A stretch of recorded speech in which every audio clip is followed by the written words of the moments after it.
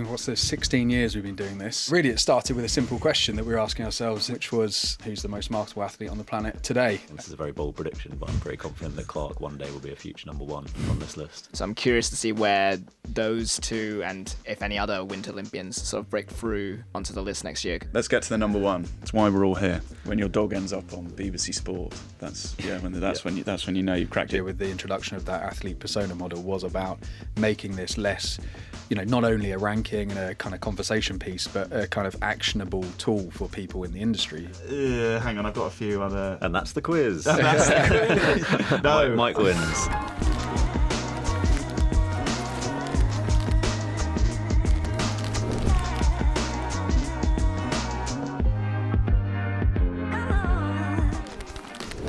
Hello and welcome to the SportsPro Podcast. SportsPro's annual list of the world's 50 most marketable athletes is back for 2025. Can you guess who's number one? Spoiler alert, it's not Adam Wharton. Sorry, Sam. But who's first? Who did they beat? And what does it say about the evolution of athlete marketability? We'll assess all that and uncover the other big talking points from this year's ranking compiled in partnership with North Star Solutions Group. There's also Josh's pitch for why the list needed more Australians, who the most marketable member of the SportsPro pod team is, and the quiz nobody asked for. And that's the SportsPro Podcast, the show breaking down the stories shaping sport. Back with me again is SportsPro reporter Josh Sim. Hello, Josh. Hello, Ed. SportsPro head of editorial Sam Carp. Hello, Sam. Hi, Ed. How you doing? Very well, thank you. And drafted in especially for this episode, it's SportsPro's director of key projects, Michael Long. Hi, Mike. Hi, Ed. How are you doing? I'm very well, thank you. Now, before we start to view the full list of the world's 50 most marketable athletes of 2025, you can visit 50mm.sportspro.com. We'll dive into the methodology from our friends at North Star later on, but I can confirm it's slightly more thorough than the days of when you used to do it in the pub, Mike. Yeah, I think you're right. I think that's fair to say. 16 years we've been doing this, 15 of which I've been involved in. I think the first summer I joined SportsPro, we'd just about to drop the first, the 2011 list with Usain Bolt as number one. Of course, you guys remember that, don't you? Josh, you were probably at school. Really it started with a simple question that we were asking ourselves in the office of SportsPro's editorial team, which was a pretty simple one: who's the most marketable athlete on the planet today? And really that question kind of morphed into a bit of a debate, sometimes got fairly heated, and then from that morphed into, okay, but why? Who is marketable and why? And the criteria originally kind of focused on marketing potential over the coming 3-year period, I think was our tagline, with all kinds of like nebulous, impossible to quantify criteria in there, like willingness to be marketed, as if we knew like how willing Andy Murray was at the time to be marketed by a brand. Anyway, it was all about identifying kind of unearthed, untapped talent. Gut feel is what you're saying. Gut feel, yeah. We framed it as informed guesswork or something along those lines. But it was all about, who's giving brands most bang for their kind of sports marketing buck, all about breakout stars on the cusp of global stardom. So when you think, obviously mentioned Usain Bolt in 2011, so pre-London Olympics, Neymar in 2012, 2013 before his big move to Europe as well. But really the rationale was, as Sam mentioned, driven by gut feel, debate and guesswork. And we never made any secret of that. It was a bit of a kind of, publicity stunt, let's say. We wanted to provoke and stoke the online haters, generate some discussion in the industry at the same time. But anyway, over time it has become, not to say scientific, but certainly data-led. We've worked with a number of partners over the years, kind of everyone from Eurosport and Nielsen to kind of more, I guess, dedicated sponsorship intelligence platforms like Zoomph and Hookit, for those in the industry who are aware of those businesses. And since 2020, so around, not long after COVID, we partnered with a company called North Star Solutions Group, as you mentioned in the intro. And they are really an incredibly smart American team of kind of strategic thinkers and data analysts. And they've helped create this, what we believe is probably the most robust and kind of comprehensive assessment of athlete marketability ever kind of seen in the industry. I don't know if anyone else is actually doing it, so we can confidently say that. But it's really rooted in the sports marketing trends and cultural trends of the day. When you think about social media and the emergence of social media since really 2010 when we launched the list, athlete authenticity, brand purpose, things like that, always tracks those trends. We assess hundreds of athletes across various metrics and scores. We've built a whole model around quantitative data and qualitative analysis along with North Star, and it's a really kind of nuanced look at the numbers, and you'll hear more on that from Chris Collins at North Star later. But it's never been a popularity contest. It's never been about vanity metrics. We say that every year. It's all about what factors combine to make athletes, I guess, marketable in any given year. And as such, it evolves year after year. I mean, we've been overthinking this stuff for a hell of a long time, and we can confidently say it probably is the definitive kind of industry benchmark for this stuff. So, yeah, that's kind of how it's evolved from a East London pub to what it is today. To a Spotify studio. Exactly. Yeah. We're moving up in the world, or a few miles west. Exactly. So where will we be in another 15 years' time or 16? We'll see. I'm going to keep our audience hanging on who the number one is a little longer. There is a lot to unpack in this year's list. We'll get into specific names and placings shortly. But top line stats that I've got here include 12 different sports being represented, football/soccer, whatever your preference. They have the most athletes that feature. The US and Britain, they provided the most athletes with 17 and 7 respectively. Brazil were third with 6. 17 nationalities were represented overall. I could go on. I won't. But I want to hear, first of all, what your reaction was when you saw the top 50 and how it compares to previous editions. Sam, if I go to you first. Ooh, my initial reaction is your initial reaction is probably here we go again. Yeah. Your initial reaction to this list, as someone who was obviously fed into it in the past, and I think I probably came in at the later stage of what Mike was describing there, of being part of those pub chats and without the sort of science feeding into it. And then so I've experienced both. I've been on both sides of the divide. But yeah, when you sort of see this list for the first time, there's always some surprises in there. Some kind of there's some people in there who we actually cut from the list a few years ago, for example. But I think like the one thing that remains consistent throughout it is that there's always kind of there's stories that you wouldn't immediately recognise, but if you dig a little bit further into them, you sort of start to understand why this person is in the list, and that's kind of, I think that's always been the beauty of it. Like a lot of the reaction that we often get online is those sort of people who just take the list at face value, but when you really dig into the reasons that they're in there, the stories behind them, what they've been doing over the past 12 months, you start to see how a brand, a sponsor could build a narrative or a story around them.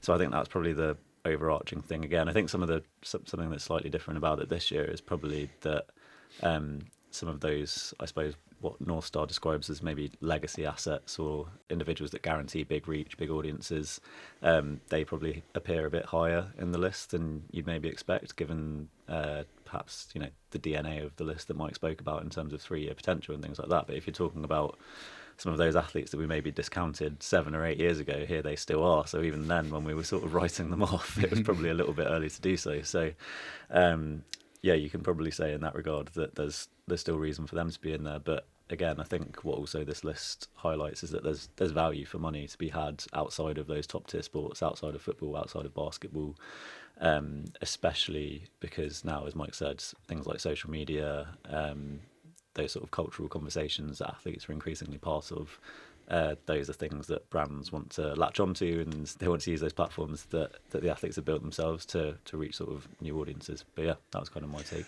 What about you, Josh? You're a little more fresh-faced. You're less haggard from the burden that is 50mm, the days of Eugenie Bouchard and George Ford cracking the top 50. Actually, Eugenie Bouchard was number one, wasn't she? She who must not be named in SportsPro Towers. Anyway, Josh, what did you think of this year's list? Sam summarised sort of some of my thoughts as well. I think my big takeaway.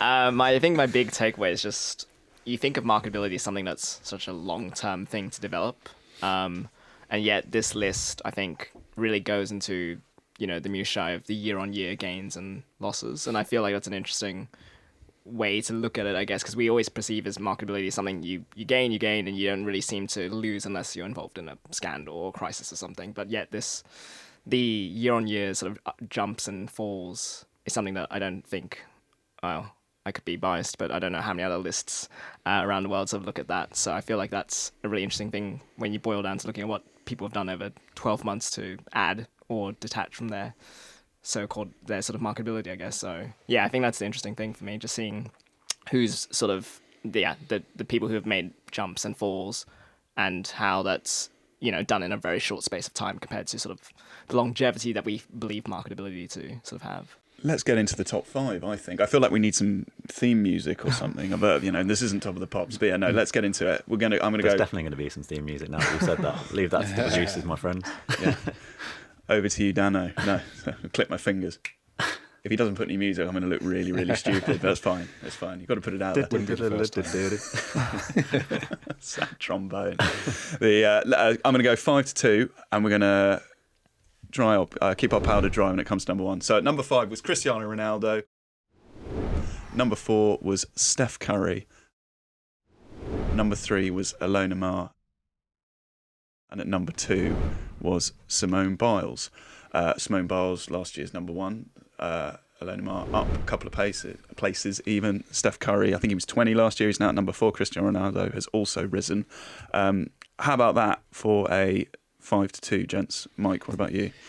Well, there's 3 former number 1s in there, which goes to the point about long-term marketability and the kind of enduring marketability and staying power of some of those, cultural icons that we see in sport, like Ronaldo, Curry, Biles. Ronaldo, interesting move to Saudi, as we know, bit of a geopolitical pawn in that game there, I guess, but he's helped put Saudi football on the map and has a massive following. Question marks over how many of those are bots and Messi lovers and Ronaldo haters just following him to hate on him. But launched a new YouTube channel, didn't he? Which basically gave him another however many million followers overnight. It's been kind of dormant, that YouTube. Well, not dormant, but I think like it started with a lot of content, and now I think it's probably he's posting sort of like once a month on there. So maybe it was just something to farm followers so that he could go out to his potential brand partners with a. So he could make a late push for 50mm. Yeah, exactly. Basically that was what was in his way. He saw he dropped off the list. Didn't like Messi being number 1 a couple of years. Yeah. But no, I think the Saudi move is. I think probably people wrote him off when he went there and sort of suggested that was the end of him as a sort of marketable asset, basically. But if anything, as you said, like he's started to endorse more things on the back of that move. He's maybe even unlocked a new audience in a way, or started to engage a little bit more with a new audience in that part of the world. And I think also the YouTube channel, he's become an investor in other things like this UFL video game. He's kind of one of those that's found new ways to keep himself relevant, as you would probably expect Cristiano Ronaldo to do. Could we group Ronaldo, Curry and Biles kind of together and make Ilona Maher kind of the outlier in that, I'd say, top 5 without trying to give away what number 1 is? Or is that sort of quite a narrow way of looking at it? Josh, I mean, what was your take when you saw Ilona Maher come in at number 3? Again, the only rugby player to feature on the list. Yeah, that was probably the first thing, to be honest, that she's the only rugby player to make the list. And that, we talk about Ronaldo and his sort of YouTube strategy of posting early and then sort of leaving it dormant. Ilona Maher is taking a complete opposite approach, you could say, in terms of sort of almost daily or weekly content on TikTok largely. And just, the amount of endorsement deals that have come about as a result of her growing profile and appearing on Dancing with the Stars in the US. And it's a complete different approach. And I guess she didn't have that built-in audience that the other 3 had. And so I guess, the fact that she's been able to grow it to this extent that she's sort of up there with those names is super impressive. And it only seems to be sort of going up and up. Yeah, I think she embodies, certainly the model favours her, the assessment model that North Star and ourselves have put together. When you think about the kind of, she's happily talking about, certain subjects, culturally relevant subjects, and she has a clear kind of purpose, and therefore, she's built a huge kind of fast-growing, strong community off the back of it online. She's had that surge in awareness over the past couple of years. She is the face of rugby, both men and women's, and the model kind of favours that. Interestingly, Northside this year, and I won't go into too much depth because Chris Collins can do it later, but Northstar have analysed all 16 years of 50mm and put together kind of a set of 10 different kind of persona types of basically archetypes that appear throughout the list over the years, certain types of athletes that appear again and again and again. If not, individuals, then there's kind of clear groups. And as you said, Biles, Curry, Ronaldo fit within that cultural icon group. They've got massive reach, broad geographic appeal, accolades galore to their name, and they're true greats in their respective sports and sports, generally. A lot of the athletes in the list are consistent performers, so those bankable, low risk, safe bets for brands. A lot of rising stars in there, which is in keeping with that kind of DNA of the list. But Maya is a niche icon. So she's kind of developing this stature and this profile, but with a very kind of, ardent, fervent kind of hardcore community as well. So she might not have the level of reach of some of these other athletes, but she's really becoming a bit of a figurehead and an icon in that respect. So puts her quite high up the rankings, and certainly surprisingly high, I would say, number 3. Would you describe yourself as a niche icon? Or? Absolutely not. Well, how would you describe yourself of all the... Just niche. Cultural phenomenon. I'm a rising star, Ed. Oh, there we go. Yeah, I'm under the age of 25. 25 again. I won't keep you waiting any longer. Let's get to the number 1. That's why we're all here. The 2025 number 1 is a former Vegan of the Year. They've moonlighted as an executive movie producer. They're a part owner of the Denver Broncos and a Knight of the Realm. But they're probably better known for being a 7-time Formula 1 world champion. It's Lewis Hamilton. I don't know if we want to give him a clap or... No, we can play a sound of audience clapping over the top. Yeah. Sure, He's been here, done that as well. He's got the T-shirt. He, of course, another former number 1. Absolutely. Well, just a bit of context. He is only the 4th athlete in 50mm history to take top spot on 2 occasions. Simone Biles, Lionel Messi and Neymar are the others. He's featured on the list more times than anybody else in its 16-year history. He's a household name, driving for the most famous motorsport team on the planet. Sam, this isn't a massive surprise, is it? Well, it's not a surprise, and for several of the reasons that you just mentioned. Former number 1, but I think he's sort of reached that stage of his career where you were kind of wondering if he'd maybe reached his commercial potential. But one of the things we talk about a lot of the time with those, with people like Lewis Hamilton, is that they constantly, I've referenced it already, they constantly find ways to kind of reinvent themselves and stay relevant. And I think probably one of the biggest stories in sport over the last 12 months was him moving to Ferrari. Obviously, it hasn't quite played out in the way that he would have expected it to from a sporting perspective. But I think the narrative and the storytelling around that was really strong. He even used his own production company to create this pretty cool ad, recreating a scene from Ferris Bueller's Day Off, which went viral and got lots of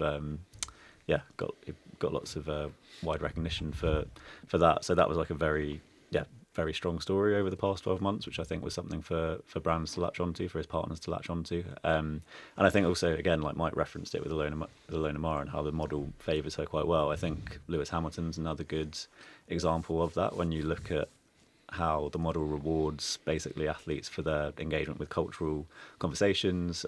You referenced it already. He's an environmentalist. He has his Mission 44 Foundation, which is about creating opportunities in the STEM industry for people from diverse backgrounds. He's obviously spoken out about racism constantly over the course of his career in Formula 1, acknowledging that he's one of, the only black driver in that series. So he's not afraid to sort of engage with those conversations as well. And, other interests and things like fashion. I referenced the production company he has now as well. So, there's lots of boxes that Hamilton ticks, I think, in terms of, modern marketability.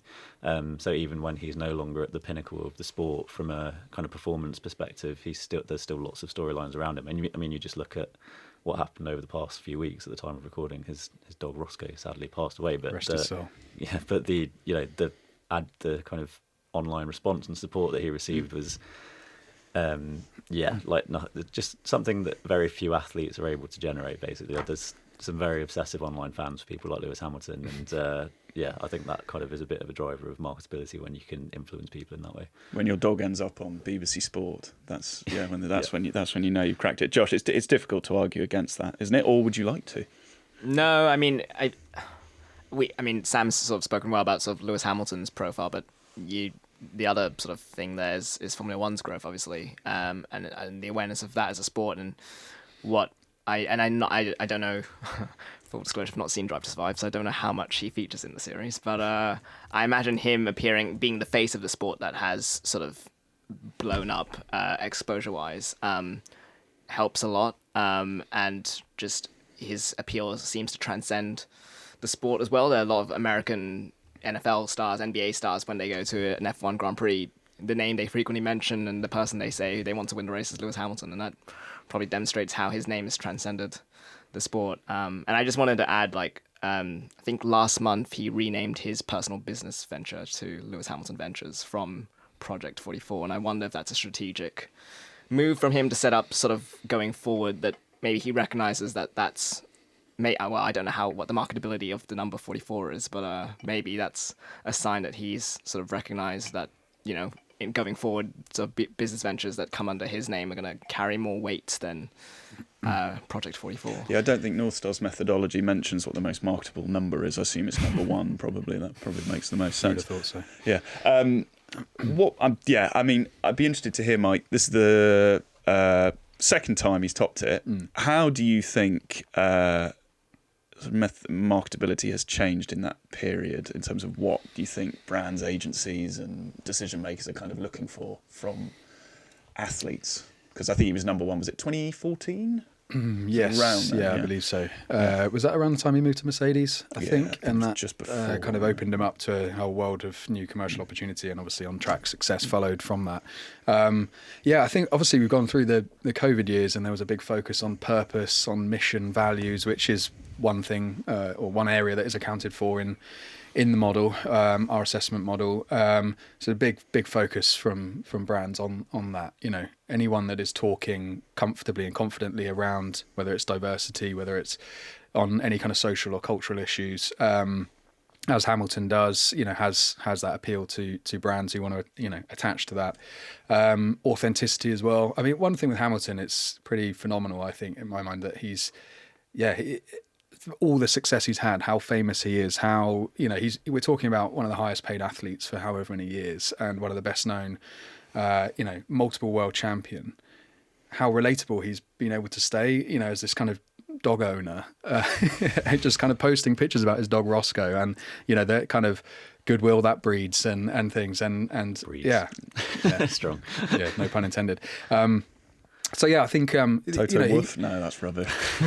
But he's got this broad crossover appeal, which has always been a key part. I think, you can, if you're a brand, you can attach to someone like that, and you can appear comfortably in different contexts. Hamilton can, represent you on the red carpet at the Met Gala, and he can also post a picture about his dog down the park and promote pet food, and he could promote just about anything, from kind of luxury brands to kind of more household, items and things like that. So I think. I guess he's kind of tapped into that. Obviously, the rise of social media and these kind of direct to consumer channels, and how athletes can build their own brands through, I guess, disintermediated channels. They don't have to rely on the media. They've got that direct cut through with their audiences and followings. And as Josh, rightly said, these ventures, we've seen Serena Williams, her venture firm launch. Hamilton's the same. There are plenty of others. Steph Curry, they're all at it and investing and things like that. So I think that immediately lends weight to what you're able to do as an individual, and how appealing you are to anyone that wants to attach to you. Andy's sort of updating his commercial portfolio as well. We always, one of the reasons that we used to knock people at Hamilton off the list was because we thought they'd reached their commercial potential. But this year he's done deals with Lululemon, Perplexity, an AI-powered search engine. So as you say, he's fit to represent basically anything and everything, more or less. And even as he reaches the twilight of his career, there's still brands who see value in kind of in being on board with him and having him represent their message. And he's struck that balance as well. It's not overkill. You don't see him absolutely everywhere. He's retained some of that kind of scarcity that kind of breeds that desire for among brands and consumers. Yeah, sure. Well done, Lewis. If you'd like to come on and have a chat about it, you're very welcome. I'm sure we can make some room in the schedule. Before we go for a break, were there any other standout placements that caught your eye? I mean, just to reel off a few. Racer Leal, am I pronouncing that right? Probably not. I think it's Ricer. Ricer. If you're in Brazil, depends. Yeah. We're really not. Anyway, she was the most marketable teenage athlete. She was at 17 years old in 12th place. Jordan Charles was the highest ranked new entry at number 17. There were 7 new entries, which was a lot less than last year's 23.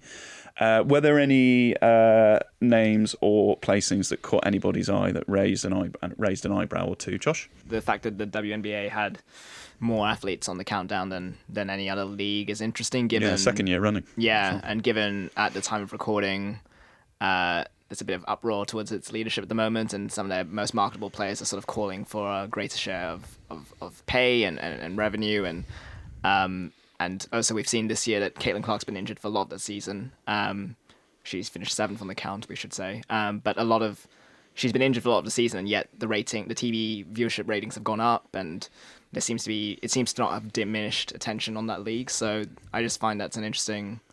I don't know if anyone from the WNBA is listening, but I feel like that's an interesting sort of metric to hold on to. That sort of more, it's sort of Clarkonomics. Yeah, I guess so. More sort of contemporaries are sort of being able to break through that ceiling, and yeah, it just puts that league in a really interesting position, I guess, going forward. I swear that every time you read something on WNBA viewership involving the FIBA or like a postseason game, it's like strong ratings despite Caitlin Clark absence, and I think that says a lot about her marketability. But I think I wrote something last year just after this list came out, because as you said, second year in a row where WNBA has been the best represented league, and I don't know, maybe some of those players should use this as a bargaining chip in those in that collective bargaining agreement, because I think with WNBA, like one of the big drivers of their marketability is the kind of the quality of the audience engagement, which we sort of spoke about as a reference with regards to Hamilton before. But I think it's a really sort of fervent online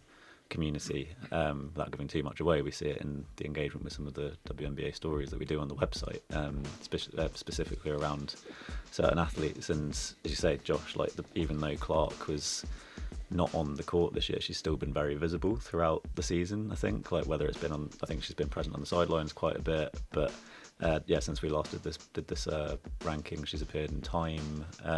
She's also engaged with those cultural issues as well. She's not been afraid to go there. I just without it to be too, I don't think this is a very bold prediction, but I'm pretty confident that Clark one day will be a future number 1 on this list. Whoa! You heard it first. Can't believe she isn't this year, but I mean, but I think as Josh said, kind of just speaks to the continued growth of that competition, and hopefully there's no lockout, because that would probably be quite damaging in terms of their representation on this list next year.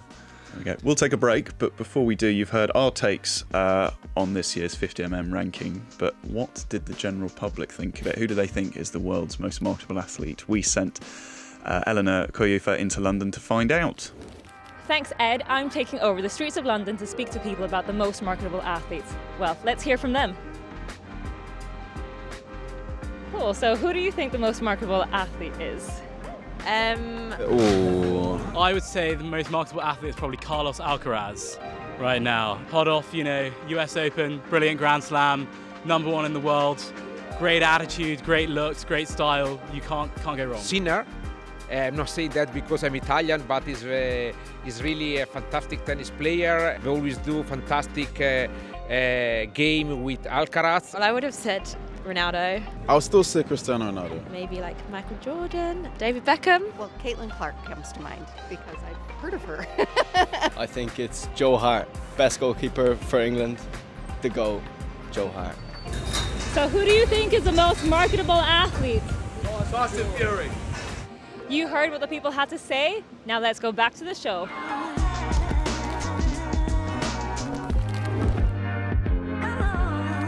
Welcome to part 2 of the SportsPro Podcast, where we're unpicking this year's list of the world's 50 most marketable athletes. Gents, what did you think of that video? Some athletes who haven't taken to the court or wherever for multiple decades, but that's fine. Other opinions are available. It's reassuring to know that the general public knows as much about athlete marketability as we do. But I think Joe Hart, he's back in the limelight now.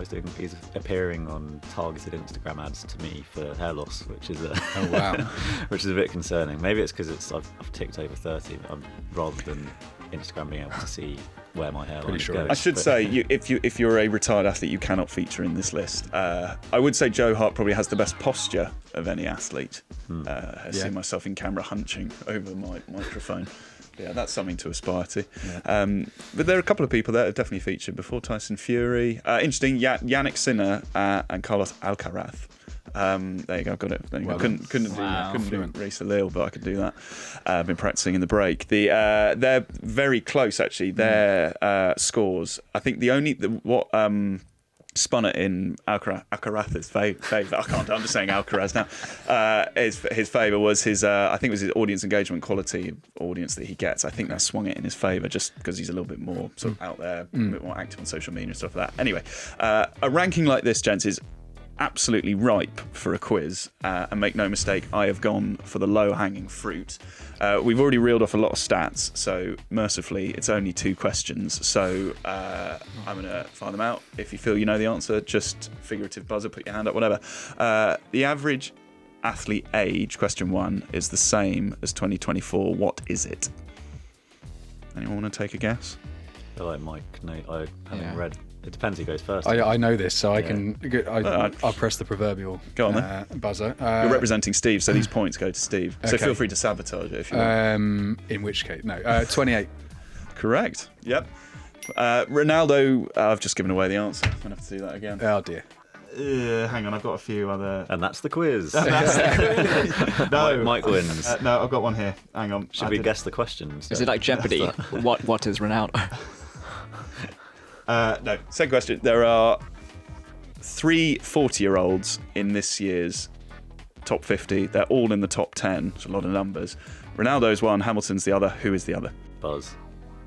Go. LeBron James. Correct. There we go. Sam. Thank you very much. Yeah. Thank you.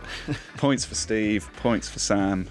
Josh playing the dark horse. Yeah. You're waiting for our Christmas special when there'll be more points on offer and you can really steal them. Planning a Ryder Cup-esque fight back on the final day. Just with slightly less abuse. Josh has still got a bit of a cushion after Kian won him a few points in the Formula 1 episode. So I forgot about that. So there we go. Just trying to keep things interesting. Exactly. Yeah, we're all about drama here. Mike, I said in part 1 we'd be diving deeper into North Star's methodology, and you've been speaking to Chris and Nick about the model, haven't you? I did indeed, yeah. And as I mentioned at the top of the show, the team at North Star that Chris has are incredibly smart, strategic thinkers. They built this entire model from scratch, and they've developed this pretty, as I said, robust and comprehensive assessment model to judge athlete marketability, and they've brought that to market. So Chris goes into that, the thinking behind it, the rationale, and some of the kind of new innovations for this year. And here's your chat with them.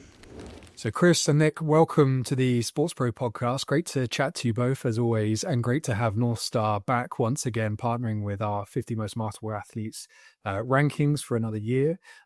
Let's dig into the assessment model and the methodology that underpins the list and the final rankings, because as we all know, and hopefully our audience will come to understand as well, that's really where much of the value and interest in a project like this lies. And it's something that we've really refined over the last few years, led largely by you guys. And perhaps that value and interest is arguably more so on the methodology and model than the final rankings themselves, certainly for those who are interested in the data. So Chris, perhaps if you can kick us off initially by explaining exactly, how your scoring model works and the methodology and, how that's evolved this year.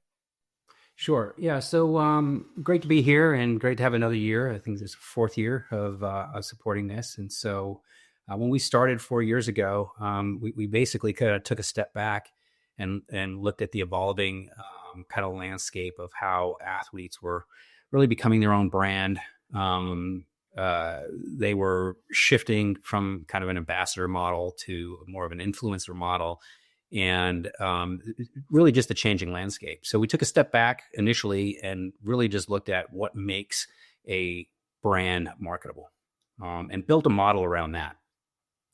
And then kind of overlay the athletes on that and then said, okay, so how do you apply this to an athlete? The kind of branding 101 type of metrics.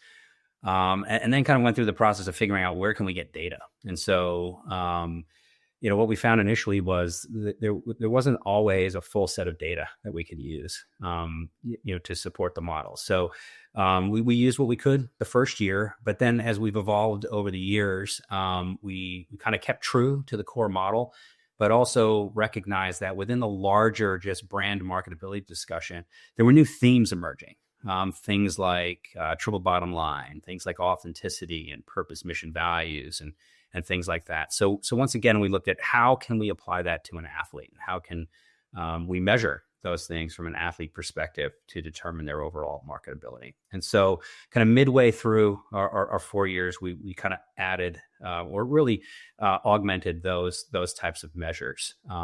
They were kind of always there, but we kind of just, I think, tuned them a little bit better over the years. And then kind of coming into this year, we started looking at, well, where's this going?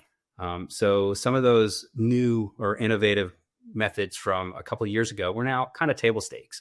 Authenticity, everyone's kind of on board with that. Purpose, mission, value, people are defining that. It's kind of becoming somewhat baseline. And so we looked at where is this going, and not just again for athletes, but taking a step back, looking at an overall brand perspective. And a lot of different brands that we work with are starting to look at where are the white spaces? Kind of what are the foresights that we can look at? Not what used to be trending and how somebody was part of that, or what's trending now and how somebody's kind of leaning into that. But where is the discussion going? What's the new kind of fan appetite?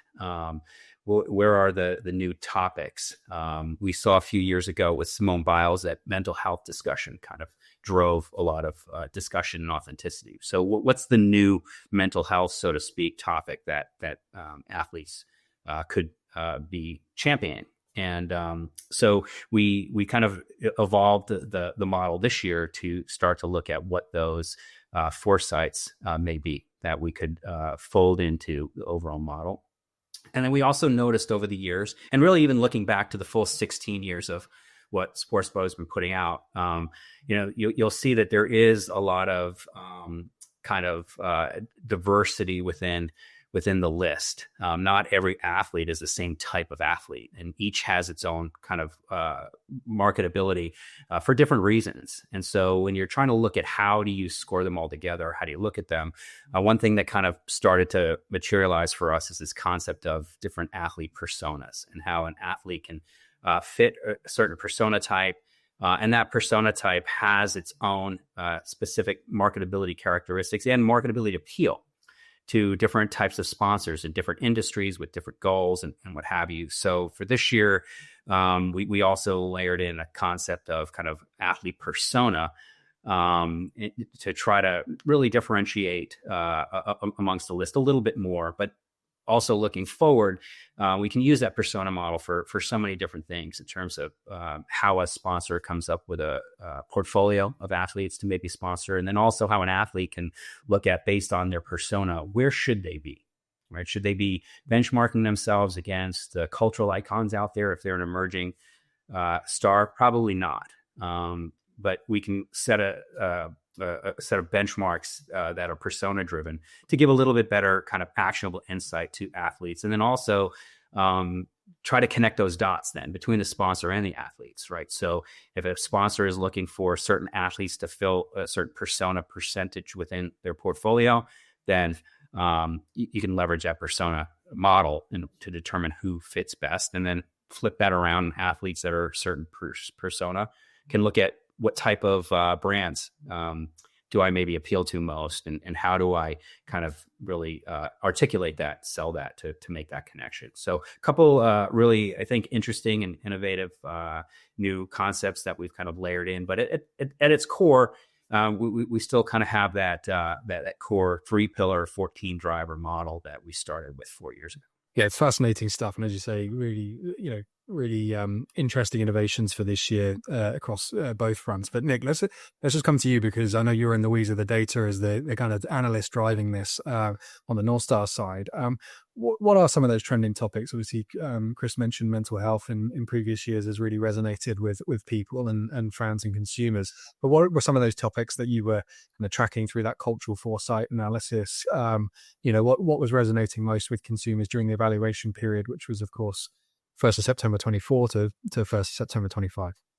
Yeah, I mean, there's just so many. I mean, in terms of just what's resonating with athletes and with fans as a whole, athletes continue to talk about like what's driving their daily lives, giving fans insight into what they really care about and what they're passionate about. And just, again, kind of establishing that relatability, I think, is really important for athletes these days. I mean, I've heard multiple interviews and stuff saying how kind of authenticity is back and how, like, yes, these professional athletes are all the top of their game, and that's why people admire them, like, kind of as a base. But establishing that relatability beyond the field or their field of play is kind of what drives athletes above and beyond. And then for those emerging topics, stuff such as getting really specific about environmental topics, not only just caring about the environment, but one topic was environmentally friendly supply chains and ways in diets, and also, for example, topics such as mental health and disabilities, showing support for those topics. So again, not just showing support and an interest in these authentic and purpose-driven areas, but getting really specific in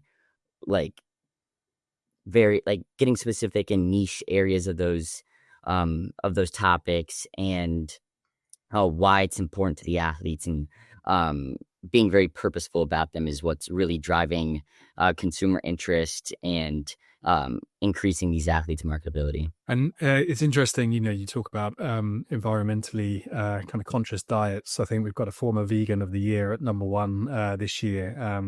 But are there any specific, athletes on the list who are found to be influencing, participating in those conversations and culture kind of more than others? Not just the number 1, but further down the rankings and throughout the rankings. Yeah, and I think it's very interesting a lot.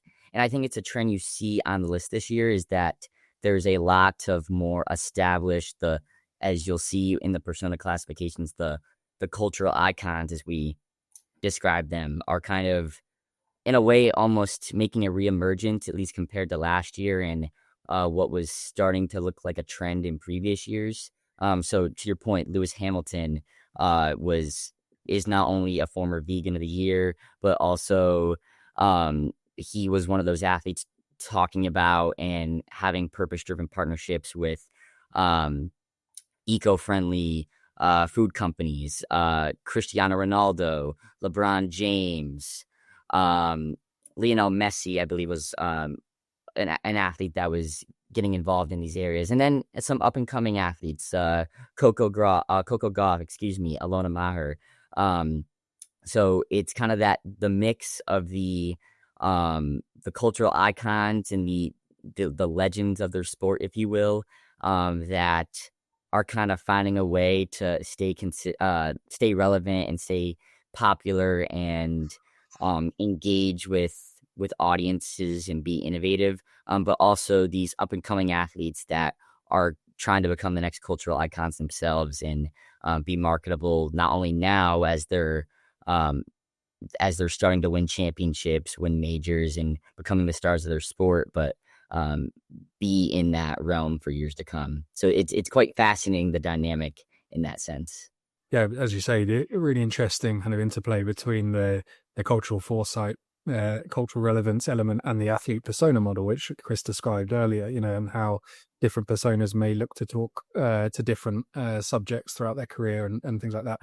Chris, just to come back to the athlete persona model specifically, you mentioned, or you referenced the thinking behind it is to create these actionable insights for brand marketers and for athletes themselves. And is that really where you see this list, this project of 50 most marketable athletes kind of heading? Is it's taking what is a conversation piece, perhaps, or a conversation starter, a kind of snapshot of the moment in marketability as a ranking, as a project, and turning it into something that is actionable and that people can really leverage to work smarter and do better business and make smarter investments.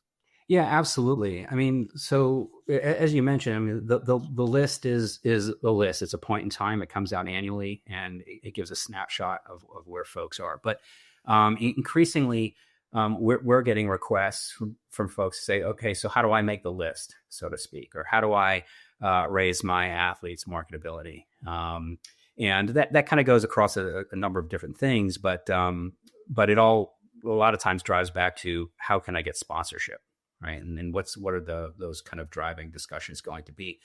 So, as we are a strategy realization company, we're all about how do you take an idea and get a result from it. So we just kind of naturally gravitate towards, okay, here's a list, but what do you do with it? How can you make that actionable? And what are the ways that we can leverage the work that we do in putting together the list to help the broader industry across a lot of different use cases, but so that it isn't just a point in time, and there's always going to be that discussion of who belongs where on the list, and what we found that discussion, and that's what we want to drive, is that discussion. But it's such an eclectic list of athletes that if it were all like one type, it would be a boring list. But then when we start to kind of open the door, so to speak, to look at different demographics and what have you, then that conversation comes in. Well, how can this athlete be more marketable than that athlete? This athlete has so many more followers, or this athlete won more championships, or what have you. So if you leave the discussion there, it's kind of just a debate. But when you get into the model and you start to look at what those kind of drivers are, and what an athlete at a given persona should really look like, and what are the things that an athlete can do in order to kind of move those needles forward or up, that's kind of really what we're in it for, is being able to kind of really move that along and help the athletes achieve their marketability goals, help sponsors get better ROI on their investments, and I think understanding that the persona model specifically allows brands to do that. You don't treat every persona the same way, even within contracting. Right, you could have different contract type of incentives or models based off of a persona type and what have you. So there's just a lot that we could do, and we're just scratching the surface on it. So this is the first year that we're kind of introducing these kind of learnings that we've had over the last 4 years of doing this, and we're definitely looking to see how we can continue to develop this out. Yeah, well, I for one are really excited to see what you guys come up with year after year, and certainly next year, and how these particular concepts are going to evolve. And I think you've brought real kind of rigor and clarity to the whole process, and I see it up close, and hopefully I think that shines through now in what we put out now. So thank you again for your support and partnering with us on this, and thanks again for it. Absolutely. This is great. This is like the funnest project we do every year. So it really is. Yeah, I think it's the same for us as well. So awesome. Mike, it's probably fair to say, we've already touched on it, marketability comes with a fair degree of personal opinion, as evidenced by the comment section on social media whenever we do these lists. Is the goal of the methodology, if I'm from the outside looking in, is to try and add objectivity to what can be a very subjective metric? Yeah, I think so. Yeah. I think, as Sam was saying earlier, I think if you take the list at face value and just look at the rankings, you only get so much from it. I think where the real interest and the value is in the data and in that model that underpins it. And you have to take a kind of nuanced view and accept that there are a hell of a lot of caveats when it comes to assessing athlete marketability in any context, but certainly on a global scale. North Star, as Chris mentioned, they assess, I think it's over 1,000 athletes across 174 sports, which is pretty phenomenal and hugely impressive undertaking when you think of it as a piece of research and you think about all of the data and social listening and all the analysis that goes into that. But ultimately, it's still an imperfect model, and that's why it's being tweaked constantly year after year and being refined all the time. And really, we're always attempting to compare apples to, I don't know, probably not even oranges, like horses or something, like entirely different.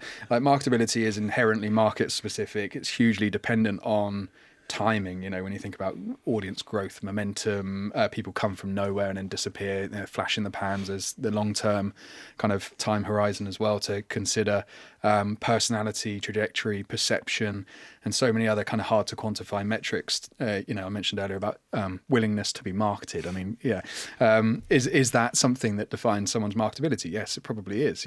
I'm sure a lot of athletes do say no to things when they could build out a pretty extensive portfolio. So I think it would be far easier to rank like for likes. So the most marketable cricketer in India, male cricketer in India, you could come up with a list that's pretty objectively kind of apples to apples. Most marketable female basketball players in the US, for example. But I think there is beauty in playing around with that kind of, taking that global view and that, just embracing the conceptual kind of imperfections in the model.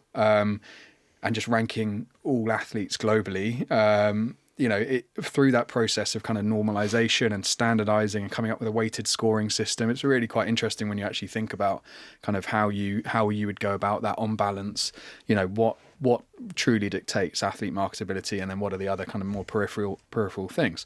So there is a degree of kind of rigor and objectivity we're trying to bring to it. But at the same time, there's that qualitative stuff in there. There's a bit of gut feel still, and that's where the interesting discussion comes, I think.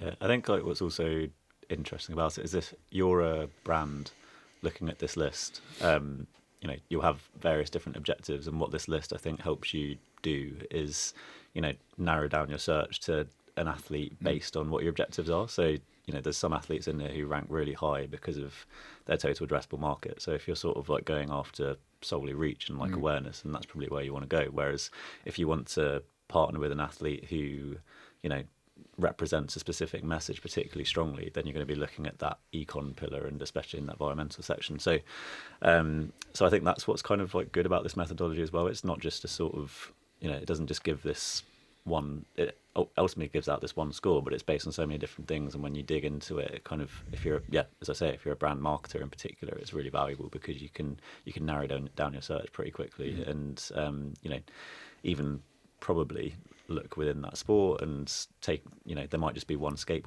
skateboarders on this list, there might just be a few gymnasts, but if you look at kind of some of the consistencies across the things with those athletes, that might help you understand sort of how you can sort of work with athletes in those sports to achieve certain objectives, I think. And one of the intentions this year with the introduction of that athlete persona model was about making this less, not only a ranking and a kind of conversation piece, but a kind of actionable tool for people in the industry who want to build, truly assess, athlete sponsorship opportunities and approach it from a kind of investor mindset and build that portfolio where you're balancing kind of risk with returns through a mix of different profiles and like asset classes, across the athlete landscape. So if you want to do that and kind of future-proof your investment, you're going to go with some youngsters. But if you want that broad reach, immediate kind of impact, then you might go with a established name now, just as you would, when you're balancing your sponsorship portfolio, when you're looking at teams and leagues and other rights holders and things. So I think it becomes quite a useful asset then for the industry when you consider it in that way.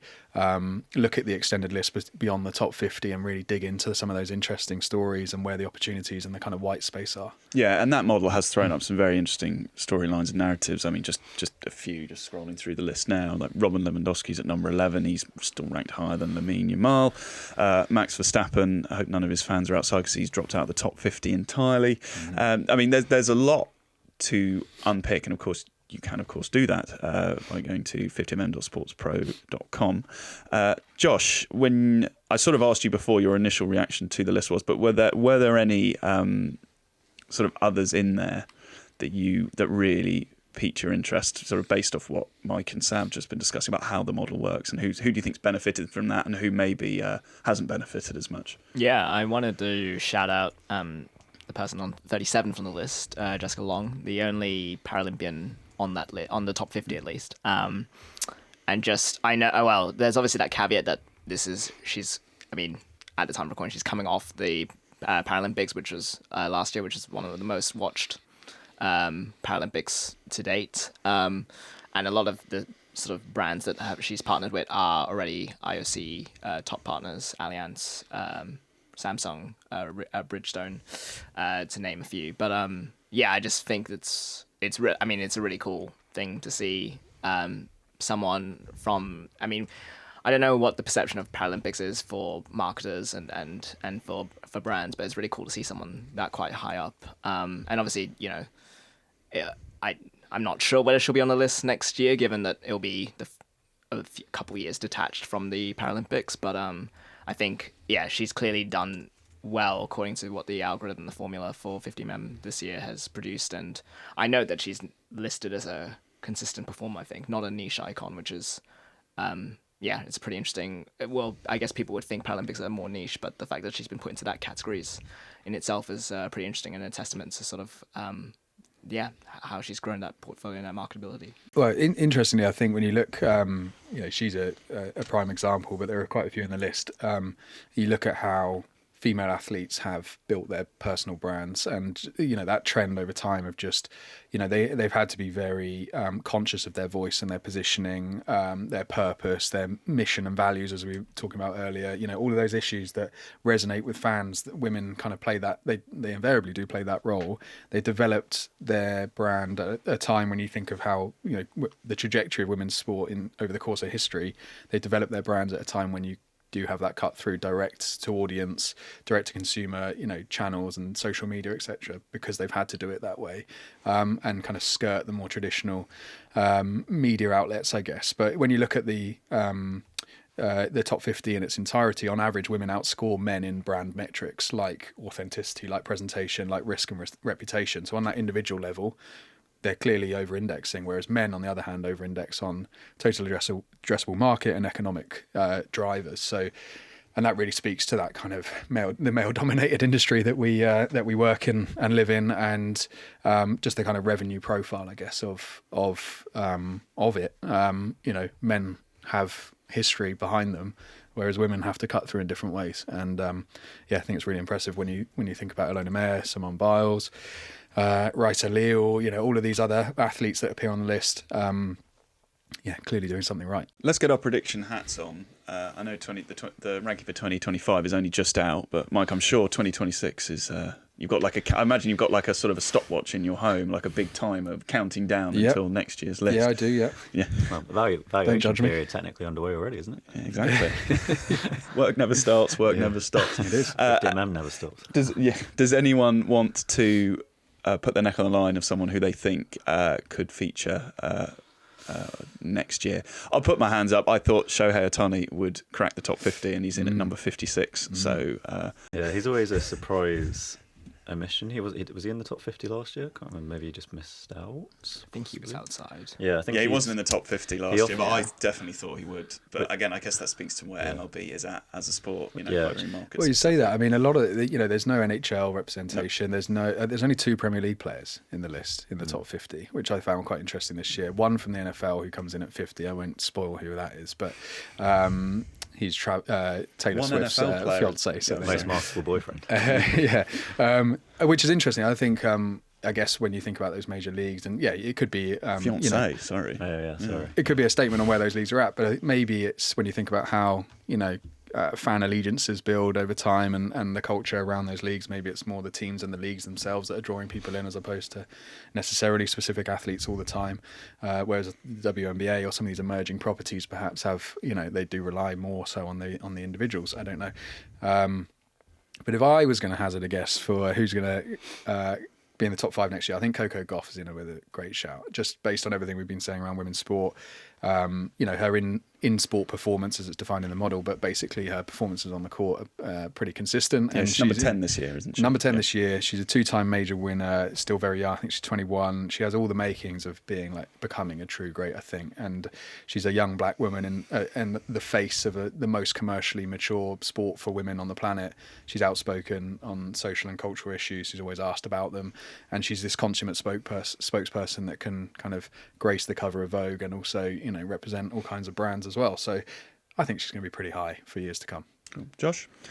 I'm not sure how high they'll place in the top 50. Maybe they'll just break into the top 50. But sort of looking at the big events of next year, much like Paris has benefited some of the Olympians and Paralympians, we have a Winter Olympics coming up. And so I'm kind of looking at the likes of Eileen Gu and Chloe Kim, who I'm just curious to see. They obviously have major audiences in Asia and in Chloe Kim's case in the US, I guess. So I'm curious to see where those two and if any other Winter Olympians sort of break through onto the list next year, because the Winter Olympics is obviously the pinnacle of their sport. And I wonder if there'll be brands sort of looking to identify and partner and align with these athletes in the build-up, and I guess assuming they perform brilliantly at the Olympics, then the months after. So curious to see where, if any of the winter sports athletes sort of make that top 50 this time next year.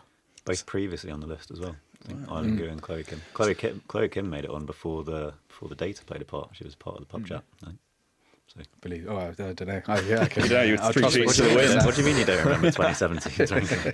He was on his 8th Guinness by then. Yeah, and you think Caitlin Clark's going to be number 1 then? Yeah. I don't know if she will be next year, because I do think that that depends on what happens with that CBA very much. Because if there's no WNBA season next year, then she'll be hit hard by the model. And she's already said she's not playing an unrivaled as well, hasn't she? So that's going to limit her visibility. Josh already mentioned the sort of major events happening next year. There's obviously a FIFA World Cup, and based on who's been rewarded by the model this year, I do wonder if someone like a Kylian Mbappe will make their way to number 1 next year. It's 13th this year. Lamine Yamal. I think the list gets really interesting between kind of 10 Coco Gauff and 20 this year. Angel Reese, I think, another women's basketball player. But I think there's some really interesting names there that are just on that cusp of certainly top 10, top 5. We spoke about Alcaraz and Sinner earlier. Yeah. Djokovic is still knocking about. He's still higher than them in the list. Have a day off. I think, Alcaraz was my other one, I think, will break the top 5 next year. I think it's a really interesting time in tennis, because this has been quite a defining year in terms of, we've now seen what is life after the Big Four, basically. Changing of the guard has happened now, hasn't it? The changing of the guard has happened, and I think it's quite nice that, Sinner and Alcaraz are so closely positioned in this year's ranking, because I think that rivalry as well is really going to elevate their marketability. You look at someone like Verstappen, who's dropped out this year in Formula One. I think part of the issue there is there's not been much from a sort of competitive standpoint in Formula One, so there's not been as much interest from that perspective, whereas Alcaraz and Sinner, their games are sort of appointment viewing on the back of that French Open, Wimbledon, the Wimbledon final this year, and also I think just the contrasting styles is really interesting that they both have. Obviously Alcaraz sort of gets about the court, really electrifying, entertaining to watch. Sinner kind of maybe a little bit more of a throwback and powerful, big serve, the accuracy side of things. I think also if you're sponsors looking at that, there's interesting ways in how you market both of those individuals. They do both share Nike and Rolex as sponsors, but then Sinner's with a Gucci, for example. I think Alcaraz has maybe ventured a little bit more into those consumer brands with an Evian. So just kind of in terms of the stories that you can tell around them with those styles, I think there's a lot of room for growth on that side of things. So I think that will elevate their marketability as well, and probably see at least one of them break into the top 5 alongside probably a Gauff as well. Well, we'll see. 50mm is now out in the world, but we're now only weeks away from the SportsPro Media Summit, which will be taking place in Madrid from the 18th to the 19th of November. Do get your passes if you haven't already, because this is what you've got to look forward to. Sports media is evolving, and so are we. In 2025, streaming is just one part of the story. The SportsPro Media Summit will unite the whole ecosystem under one roof to explore the latest trends and challenges in sports media. Experience world-class speakers and content, meaningful networking, and endless opportunities, from deep dive workshops to our coveted media awards ceremony, and so much more. Explore the hottest topics, from streaming and OTT through to monetization and social media. Built on over a decade of industry-defining insights, this has become the go-to platform for shaping what's next in sports media. From streaming to strategy, the full landscape redefined. This is the SportsPro Media Summit. Find out more by going to media.sportspro.com. Before we go, Josh, Oscar Piastri is Australia's most marketable athlete in 64th place. Has he been robbed of a top 50 spot? Are there any other Aussies you want to beat the drum for? just having a think now.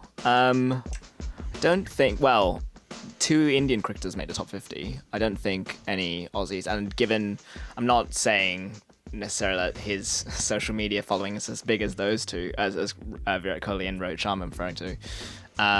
What Pat Cummins has done is very purposeful, I feel like, in terms of what he's chosen to sort of spread awareness of and devote his time to. So I guess he's the one that I think of, but we'll see. Maybe after the Ashes series, he breaks English hearts. And I was going to say that. You won't be saying that once we lost the Ashes. Might save eyes of someone who didn't know who Pat Cummins was there for a second. No, I mean, I'll Google it. Sam, have Crystal Palace missed their best chance to have a player in 50mm? No, so this is just the start, mate, I think. He says after they're unbeaten run end of the weekend. Mateta, that corner flag kick celebration is probably as marketable as it gets, isn't it?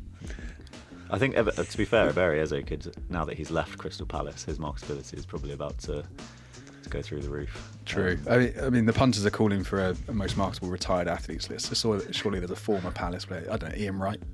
Yeah, he'd be on there. He'd feature on that. Yeah. I have, as you well know, I have a bit of a dodgy knee, which means I don't mention it, but I can't do a huge amount of sport at the moment. So in my spare time, I have taken North Star's methodology. I've slightly retrofitted it. And I have come up and I have ranked every member of the SportsPro podcast team. Oh, wow. Here we go. In front of the mic and behind it. Does anyone want to hazard a guess of who the most marketable member of the SportsPro podcast team is? Do we have to say Steve because he's not here? Say whoever you want. I think it's Josh. Got the, I don't think so. The rising star over there, under the age of 25, massive follower growth over the last willing to 12 months. Willing to be marketed. Are you willing to be marketed, Josh? Willing to be marketed? Yeah, sure. Why not? Any brand marketers out there listening? I was going to say Steve, but Yeah, it actually, and predictably, and maybe a bit annoyingly, it is Steve. Boosted by his... It's a fraud model. 300 additional followers. Yeah. Boosted by his larger social media following, his ability to get rounds in, and ability to being laughed at. I say Steve's the archetypal niche icon, though. He taps into that tech world, doesn't he? They're going to have to form a queue. They're going to have to form a queue for him at the media summit. That's the thing, they're going to have to. Yeah, you can update your CV now, Steve. Brand risk and reputation, though. Yes, true. Yeah, but you live by the sword, you die by the sword. That'll do for today, I think. A reminder to view the full list of the world's 50 most marketable athletes of 2025. You visit 50mm.sportspro.com. But for now, thank you, Mike. Thank you, Ed. Thank you, Josh. Thanks, Ed. Thank you, Sam. Cheers, chaps. Thanks for tuning in. Hope to have you again. Leave us a nice review if you're feeling kind. And make sure to check out our other podcasts as well. Stream Time, New Era and Mike's Out. The SportsPro Podcast is produced by Dano Ling. Our executive producer is Manny Gill. This episode was recorded at Spotify Studios in London.